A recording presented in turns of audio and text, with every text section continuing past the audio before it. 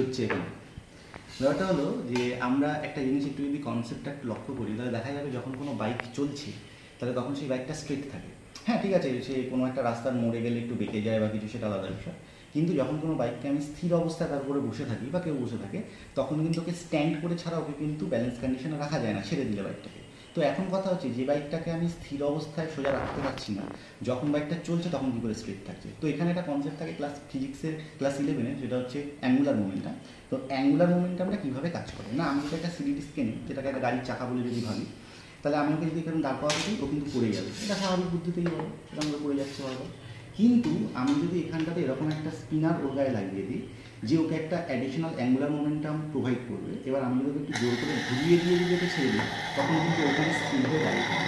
এবার ওর মধ্যে যে এক্সটার্নাল যে রোটেশনটা আসছে, সেটা তো ওকে ব্যালেন্স করার জন্য নিয়ে আসছে, কিন্তু কী দেখা যাচ্ছে না, এই সিডিটা স্ট্রেট থাকছে। তো একইভাবে আমাদের বাইক যখন চলে বা কোনো টু হুইলার যখন চলে, এই কাজটা করে। কী হয় না, এখানে অ্যাঙ্গুলার মোমেন্টামের জন্য একটা টর্ক প্রোভাইড করা হয় বাইরের দিকে, তার ফলে ও কী করে, ওকে পড়ে যেতে দেয় না, ও স্ট্রেট থাকে। সেই জন্য স্ট্রেট কিন্তু একটা মোশনাল জিনিস। এটা হচ্ছে অ্যাঙ্গুলার মোমেন্টামের একটা ডেমনস্ট্রেশন।